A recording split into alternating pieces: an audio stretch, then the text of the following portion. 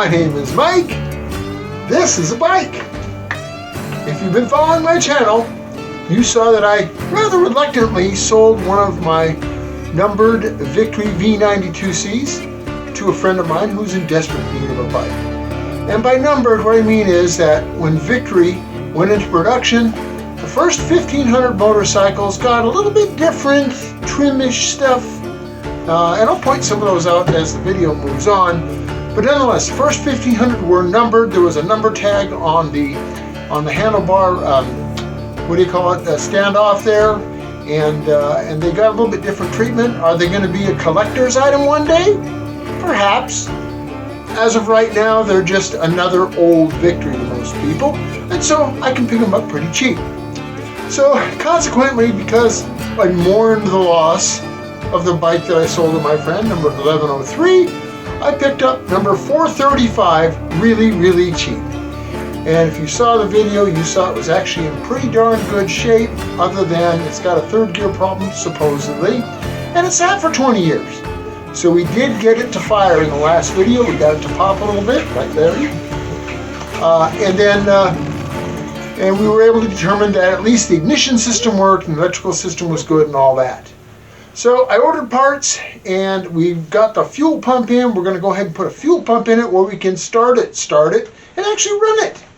And as soon as you get it running, well, we're going to shut it right down again, because that means we're going to have to pull the engine out and apart to get in there and fix the transmission issues.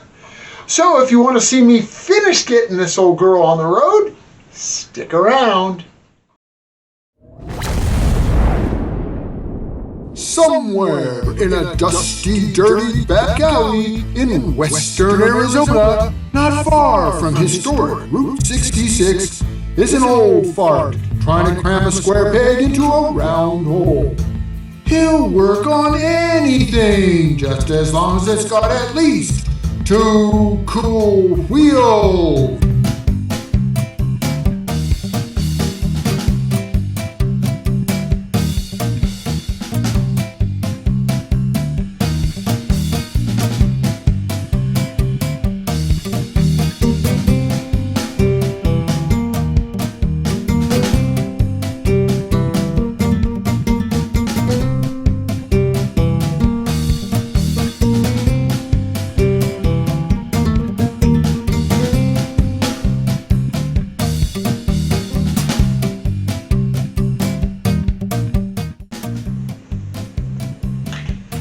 Now, before we delve into it, firstly would like to apologize, because see, some of the upcoming scenes, they're gonna be really crappy. See, the close-up scenes, I had an old cell phone that I used because I liked the quality and the angle and the lensing and all that stuff, so I used that for a lot of my close-up scenes. Well, that phone broke, so I went on eBay and got, you know, the cheapest used cell phone I could find. And it turns out that even though it's kind of cute, it's a nice little phone, it's an absolute piece of crap. The video quality is extremely poor. It takes 47.5 hours to download each little clip. So I want to apologize, because some of the upcoming scenes are going to be really, really poor. So I'm not going to use it anymore. I'll probably give it away or throw it in the trash where it belongs, or sell it on eBay. Anyway, let's get into it. Now, you guys have seen me replace the fuel pump in other videos, so I'm not going to focus on it real heavily here. Just quickly outline. I ordered the part. This is an aftermarket pump you can get on eBay. They're like 30 bucks. They're not terribly expensive, but they are slightly larger in diameter than the factory Walbro pump. And so what I do is, when I use these, I also use a slightly smaller fuel filter, because they mount inside the frame right next to each other. And if I use a smaller fuel filter and a larger fuel pump, I just bend the little bracket studs over slightly to accommodate the different sizes, and it works just fine. I've used these on a whole bunch of bikes over the years, and I've never had a failure yet. So they're, for the money, I think they're the best way to go. Of course, I say that because, you know, I'm a cheapskate. Anyway, I got that. I got the gaskets that I need for the engine, because, well, I'm going to have to go into the engine. So for starters, we're going to go ahead and remove the rear shock. Now on the later model, well, I shouldn't say later. 99 was kind of by itself when it came to frame design. In 2000, they made it so you could unbolt the side section here and remove it to get to the fuel pump. So you had an option. You could either take the side panel off, the side frame member beam thing, or you could remove the rear shock. On the 99s, you got to remove the rear shock because the pump's directly under it. You've got one bolt right here, and you can get to the nut. There's just enough room at that back between the engine and the frame to get in there and get the nut off this end, and then you've got one on this end too. And so what you got to do is you got to support the bike so you can get the shock out of there, and then you can gain access to the pump. I think I've showed you that in a couple of videos before, so that's what we're going to be doing.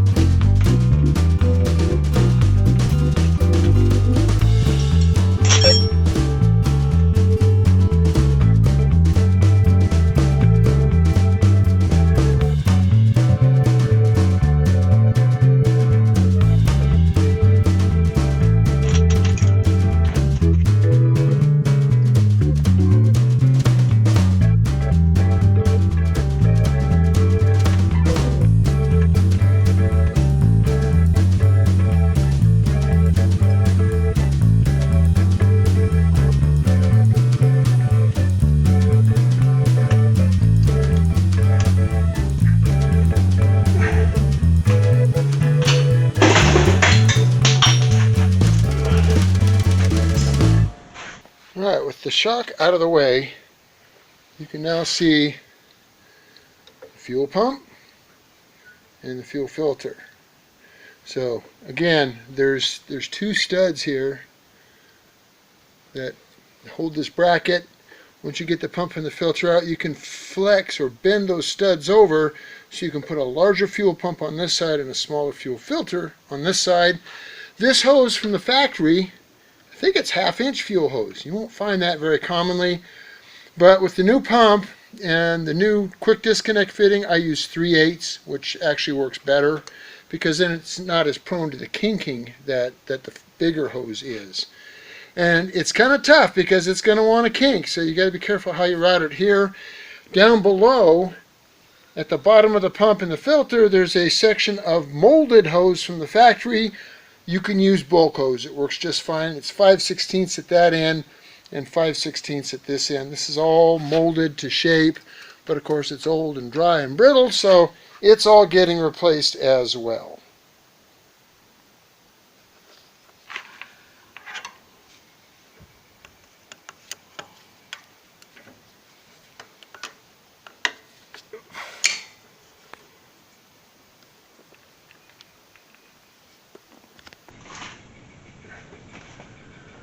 As I disconnect these old fuel lines, I get to smell that wonderful smell of old varnished fuel once again.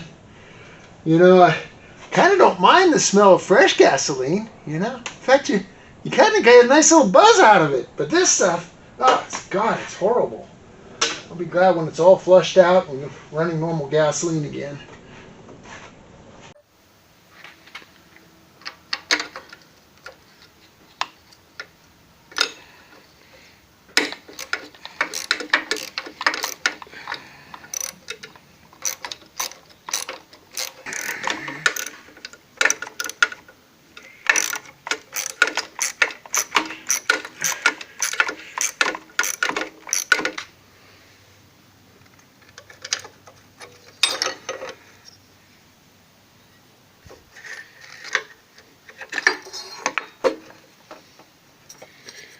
look, this one's got a split in it. Like I said, this piece of hose here, you can just use bulk hose for. It's a sharp bend, but usually if you get enough hose there, it won't kink. Alright, let's swap this bad boy out. I need a couple of wire terminals to remove there. Alrighty, I've configured my new fuel pump and filter to replace this one. And once again, you can see pump is bigger, filter is smaller. So we'll make some adjustments to put that in.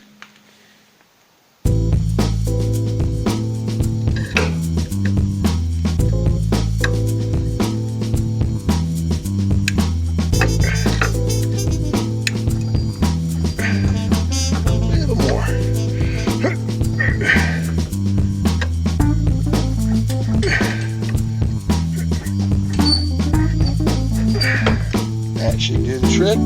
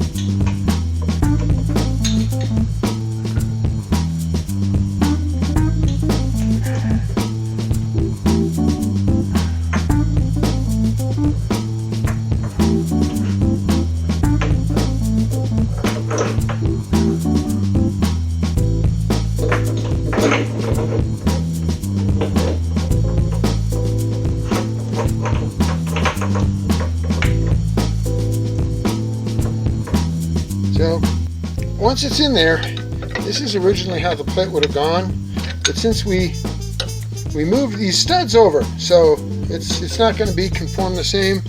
So usually I end up cutting these little retainer thingy hooks off the end, and I usually end up grinding a little bit off of one side or the other to make it fit. It'll still hold the pump and the filter just fine. And as you can see, the hose down there, it's got a little bend to it, but it's not too terribly kinked, so it should work just fine. Okie dokie, she's all in, and you can see it doesn't quite fit the shape, but it holds it solidly enough. Pump ain't going anywhere, filter isn't going anywhere. Kind of the main thing to watch out for now is when we go to put the shock back in, hopefully this is down far enough. I mean, you can only go so far down before you start running into things. There's a metal bar going across there, but should be okay. Should be able to get our shock back in here. And I'm not going to bolt it in. I'm just going to put it in place and stick the bolts back through it just to hold the suspension, because I'm going to have to drop the suspension here in a little bit to get the engine out anyway. So we'll put the shock in. We just won't tighten it down.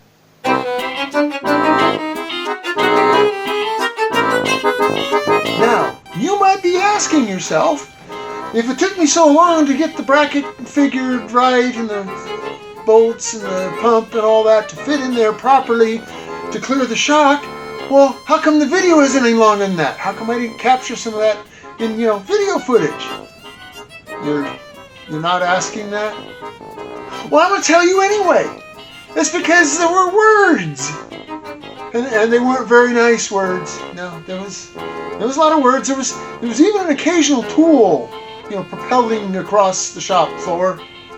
Yeah, see, I'm old, and stuff hurts. My back isn't what it used to be, and after spending a lot of time kind of hovering over the motorcycle in a bend over position like this, well, it makes me a little cranky and irritable, and then the words aren't nice. And see, I didn't want to have to come back on the video and apologize to all your kids for, teaching them things they probably shouldn't be saying. So that's why it seemed like I just, did it.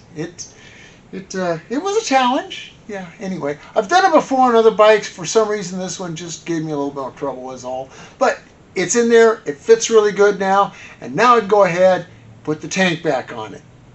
Now, I could still have injector problems. Again, it sat for a long time. So I bought some Berrymans. I'm going to pour little Berrymans into the fuel system to, start the cleaning process. Now, let's just see if she actually fires up and runs on her own.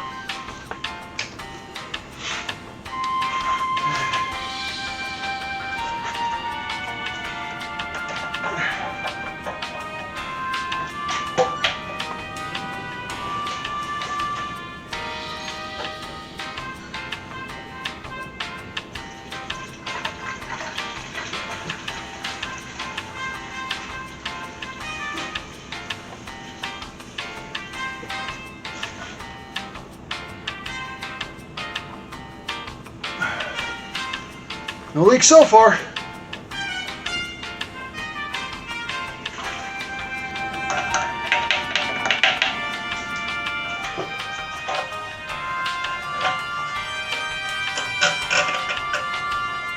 Alright, contact. Ooh, pump makes nice normal pumping noises. Let's see if we have leaks. Not so far.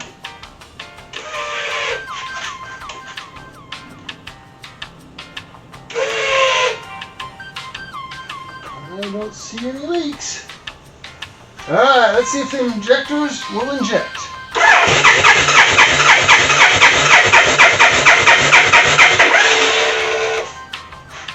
Uh-oh, got a leak. I'll stop.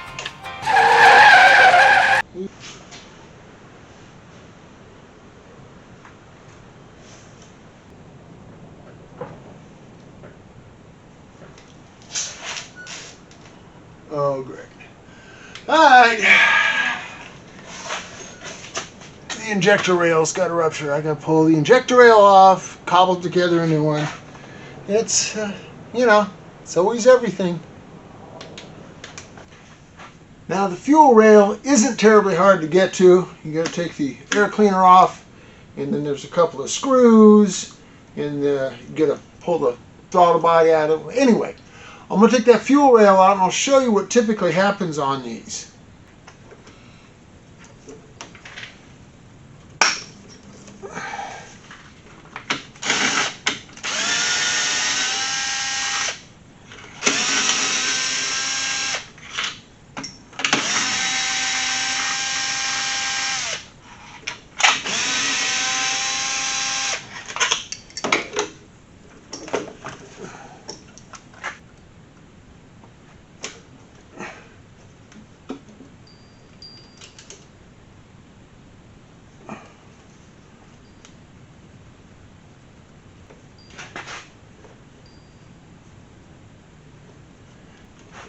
There's a couple of screws that hold the fuel rail to the throttle body, and with the air cleaner out of the way, that's right, don't lose the little spacer. The air cleaner out of the way can actually just move the throttle body out of the way like that, and then you can get to stuff and things.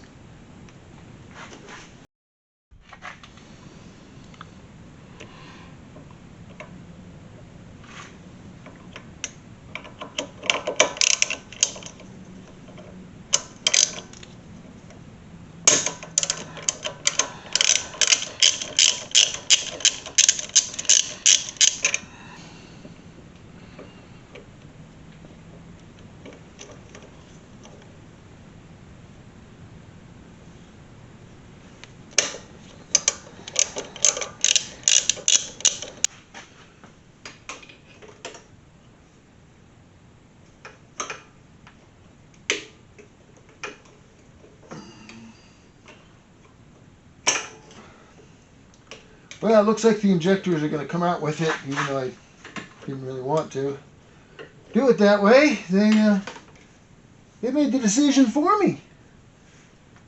But that's fine. I'll just disconnect these connectors so the wire harness doesn't try to come out with it as well. You know, that would be way too much. Come on off of there, you. Alright. If the injectors want to join the party, they're welcome to. We can say hi to them. The problem is, once I fix this injector rail, I'm going to put it all back together, and if the injectors are plugged up, well, then I'm going to have to take it apart again. So, you know, maybe a good visual on the injectors wouldn't be a bad idea. I don't know that we'll necessarily see anything, but come on out of there, you. There's our rail and our return line, which is, work with me here. You're all wrapped around hard. Oh, this is good. We can see it. So here's what we have on these injector rails. The fittings for the two injectors, and then the line coming in with the pressure port, and then the pressure regulator. They're 4 separate pieces, and they're held together by these pre-molded plastic tubes.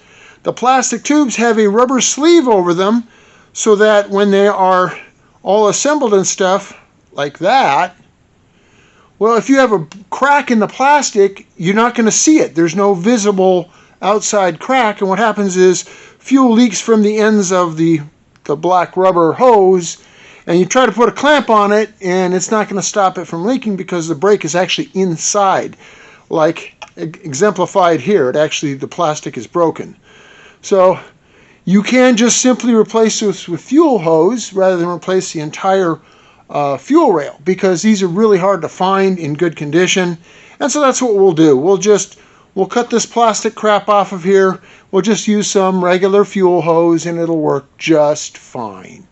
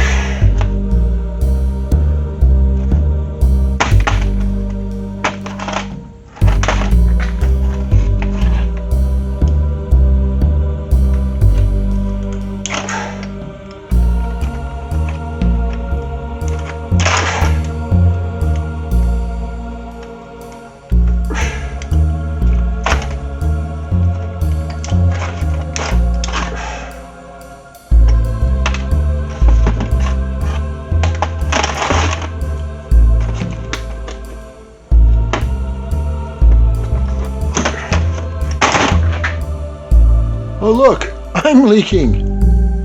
Dang it. I need to drink some stop leak.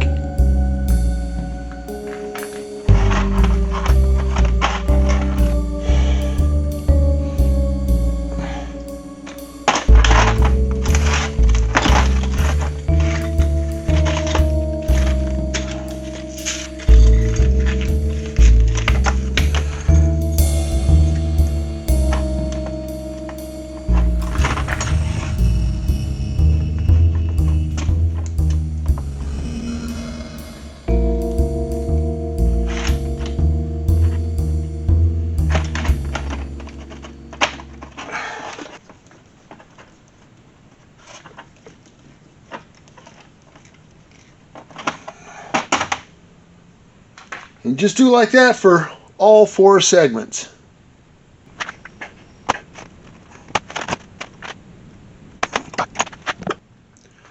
Well, there it is, the completed hodgepodge fuel rail assembly.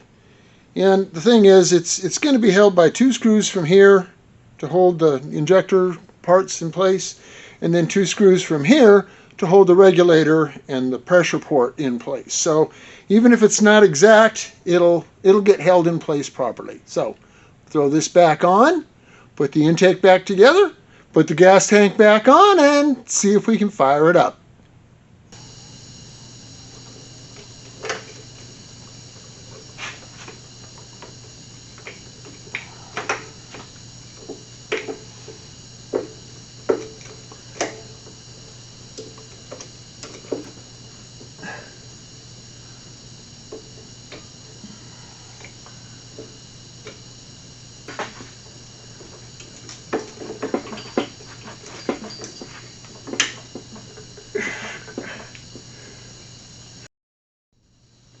Now another issue on these things is this rubber boot.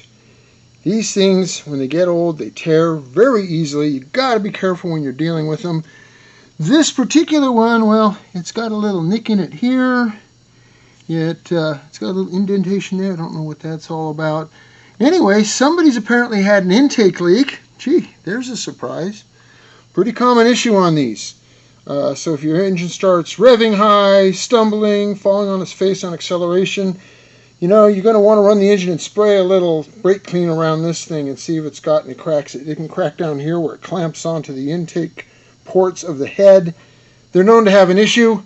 So somebody's fixed it. Yes, they use the RTV method, which means in order for me to get a good seal on this, I got to scrape all this off, put a fresh bead of RTV on it, bolt it down overnight to let it cure, and then I got to take those same bolts back out because the bolts that hold this to this are the bolts that hold my air cleaner housing on.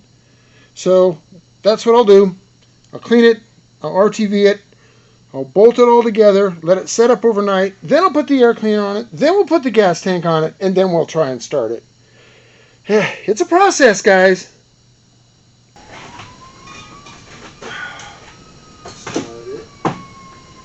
Okay, where is my brake cleaner?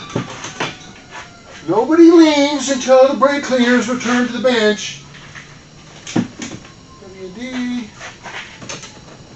Where the heck did I put it? I'm probably looking right at it and just not seeing it. That's typical of me. Nope. Nope. Nope. Where's my brake cleaner?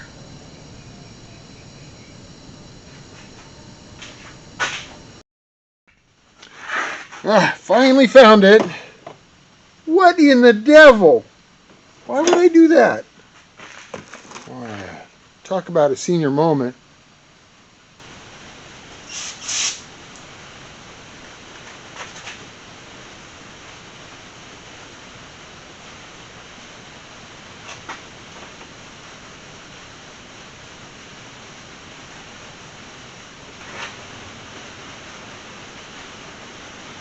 Just a very thin layer. Don't need a whole lot.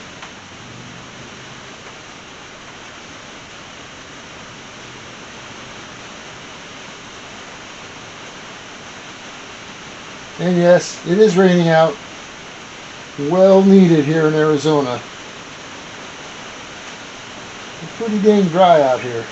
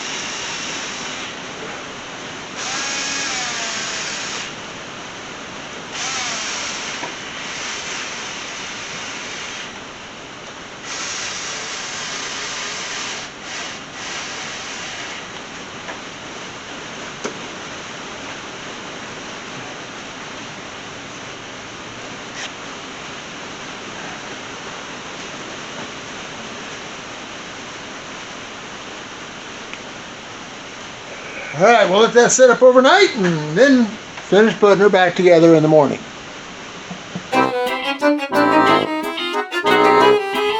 Well, it's the next day, and that RTV has had a chance to set up so that the throttle body will stay in place when I take the bolts out and go to put the air cleaner housing back on it, and then we'll put the gas tank back on it, and we should be able to fire it up and run it.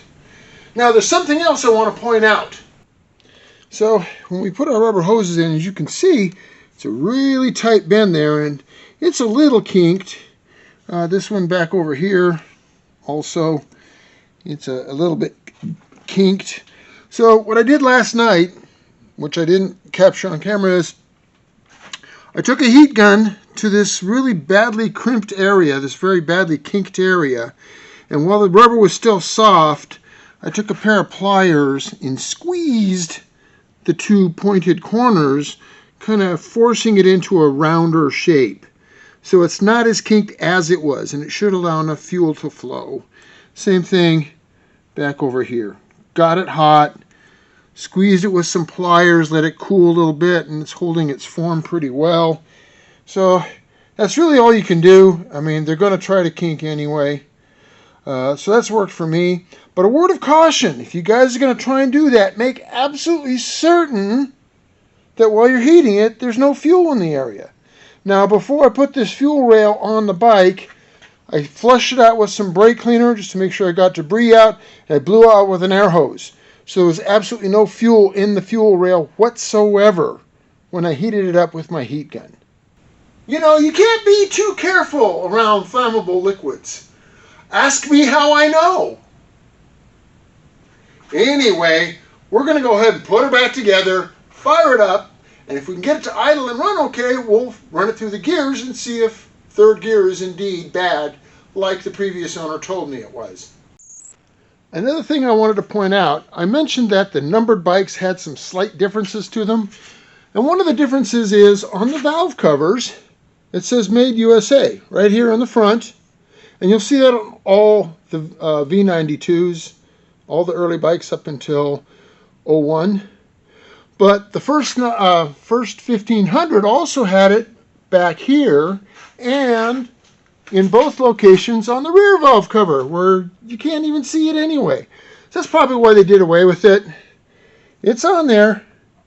So later versions, they just simply kept it just to the one in the front that you can't actually see. The other three locations went away. The shifter on the early bikes pivots right here.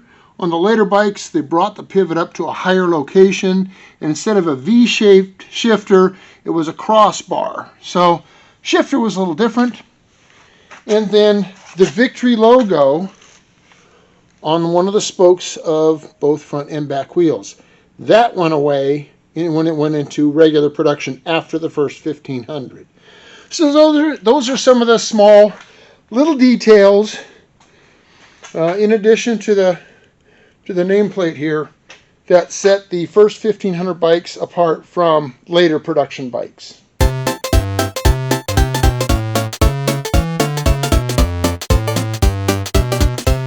Alrighty, let's see what happens. Key on, pump on. It's building pressure.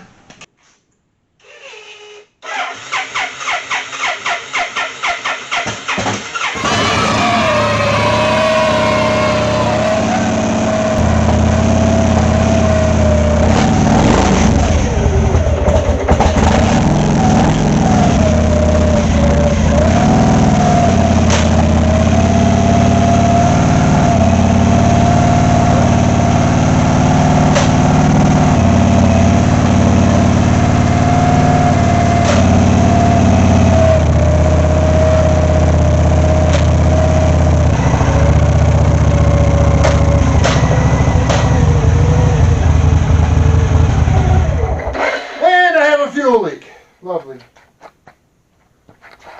But at least we know now our injectors are good. So next step is I got to go back in and fix that leak, and then we'll take it for a road test. But that's going to be a different episode. Yep. Because odds are I'm going to have to pull the transmission out anyway. So we're going to end this here knowing that we got the bike running on its own systems, its own fuel, all that stuff. So we'll check out the trans, and well, the trans will be a different episode. Thank you guys for watching. I appreciate it. Help me get those numbers up, and we'll be back for the next episode. Thanks for watching.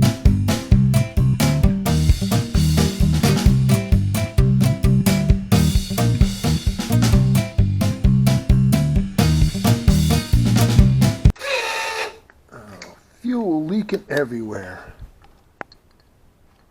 I can't even ride it.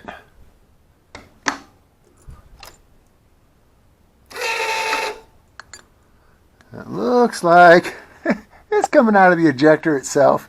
I guess I get to put new injectors in it anyway. Yay. No, not yay.